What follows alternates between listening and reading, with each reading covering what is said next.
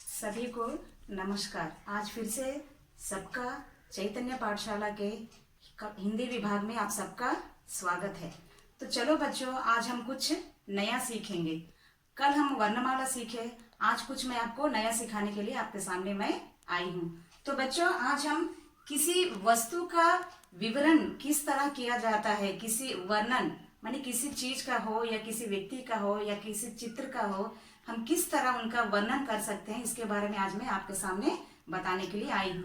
तो देखो बच्चों, ये क्या है? ये कलम। तो पहले हम कलम का किस तरह वर्णन कर सकते हैं ये आपको मैं बताऊंगी। ये कलम का रंग कैसा है बच्चों? काला है। और ऊपर कैसा है? ये सफेद है। तो कलम बहुत अच्छा तरह लिखता है और कलम के द्वारा हम नोटबुक में, पुस्तक में सब कुछ, बहुत कुछ हम लिख सकते हैं, है कि नहीं? तो इस छोटा से कलम के लिए हम इतना वर्णन कर सकते हैं। तो चलो इसी तरह कुछ और चीजों का भी वर्णन हम करने आज जा रहे हैं। तो बच्चों देखो, आपके सामने एक सुंदर सा चित्र है बच्चों। तो देखो धरती, ये धरती देखो कितनी सुंदर है। मैंने हम सब भी जो धरती माँ के पुत्र हैं, तो इस धरती की सुंदरता, हमारी प्रकृति की सुंदरता का वर्णन करना सचमुच हमारी बस की बात नहीं है। मगर हम इस छोटा सा चार्ट के लिए आज मैं वर्णन करना, आपको किस तरह एक चित्र का वर्णन किस तरह हम कर पाएंगे, उसे मैं सिखाने के लिए आई हूँ। तो बच्चों, आजकल हर एक परीक्षा में किसी चित्र का वर्णन करने के लिए 5 अंक दिए जाते हैं, या तो अनुच्छेद लिखिए करके लिखा दिया जाता है। तो इसी तरह आज मैं चार्ट, एक चित्र देखकर किस तरह वर्णन करना चाहिए, मैं आपको सिखाने के लिए आई हूँ। तो बच्चों देखो, ये सुंदर सा चार्ट है। तो इस चार्ट का, इस चित्र का हम किस तरह वर्णन करें, इसके लिए मैं आपको बताने के लिए आई हूँ। तो बच्चों देखो, यहाँ पर एक जल परी है। क्या है बच्चों? ये जल परी है। और यहाँ पर ये क्या है? ये हिरण। क्या कहते हैं इसको? हिरण। और ये क्या है बच्चों? ये हंस। हंस क्या कर रहा है? पानी में तैर रहा है। और यहाँ हिरण क्या कर रहा है बेटा? पानी पी रहा है।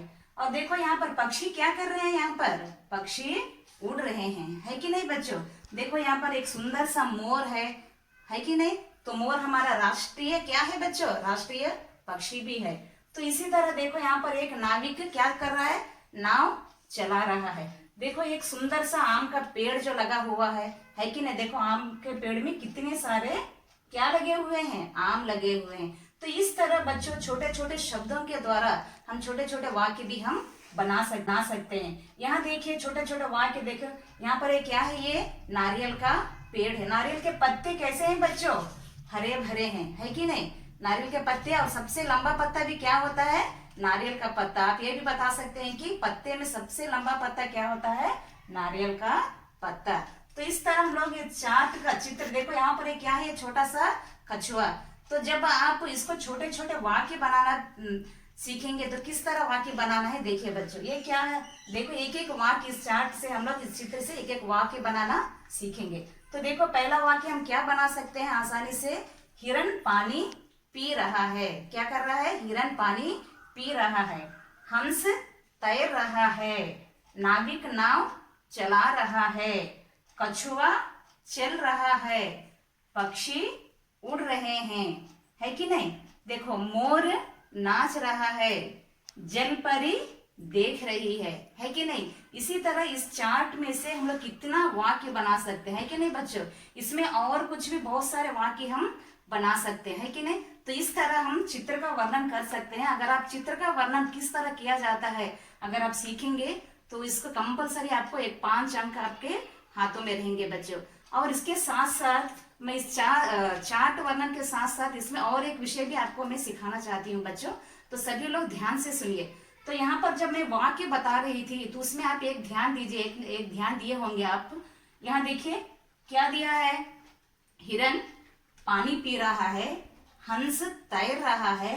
कछुआ चल रहा है। यहाँ नाविक नाव चला रहा है और पक्षी उड़ रहे हैं, है कि नहीं? तो यहाँ पर हम क्या कर रहे? चित्र का वर्णन करें। तो इसी के साथ साथ जो वाक्य मैं बताई हूँ इसमें से कुछ और विषय भी मैं आपको बताना चाहती हूँ बच्चों। तो ये देखिए, इसमें हम क्या करेंगे? क्रिया की पहचान भी हम कर सकते हैं बच्चों। क्या कर सकते हैं? क्रिया की पहचान। क्रिया माने क्या होता है बच्चों? किसी काम का होना। क्रिया माने क्या होता है बच्चों?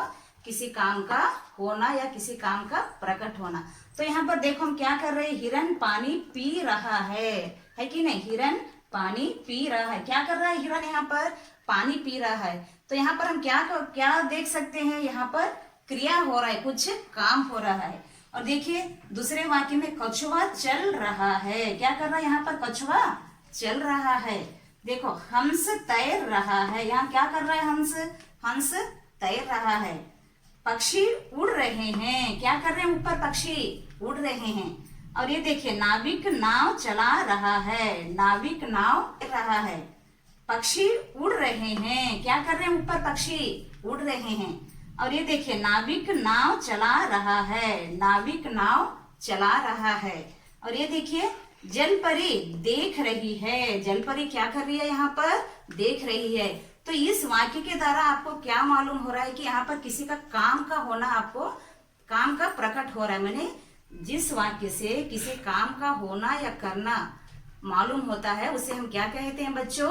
क्रिया। क्या कहते हैं हम? क्रिया।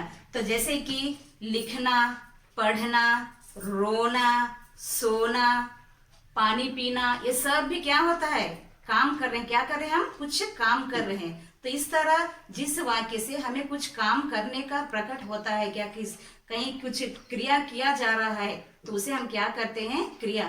तो देखो बच्चों इस चित्र के द्वारा हम यहाँ पर चित्र वर्णन भी सीखे और उसके साथ साथ क्या सीखे? हम क्रिया की पहचान भी कर सके। मैंने देखो यहाँ पर हिरन पानी पी रहा है, तो यहाँ पर क्या है? पी रहा है, यहाँ पर क्रिया है बच्चों।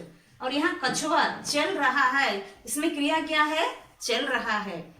हंस तैर रहा है, इसमें क्रिया क्या है? इस वाक्य में तैर रहा है। पक्षी उड़ रहे हैं, इस वाक्य में क्या है? पक्षी उड़ रहे हैं, इसमें क्या है? उड़ रहे हैं। नाविक नाव चला रहा है, इस वाक्य में क्रिया क्या है? चला रहा है। जल परी देख रही है, इस वाक्य में क्रिया क्या है? देख रही है। तो बच्चों इस चित्र के द्वारा आज हम चित्र वर्णन सीखे और उसके साथ साथ क्रिया भी सीखे। तो इसी तरह आप भी किसी एक चित्र का या चार्ट का वर्णन करने की कोशिश करिए बच्चों। तो आज की कक्षा हम यही समाप्त करते हैं।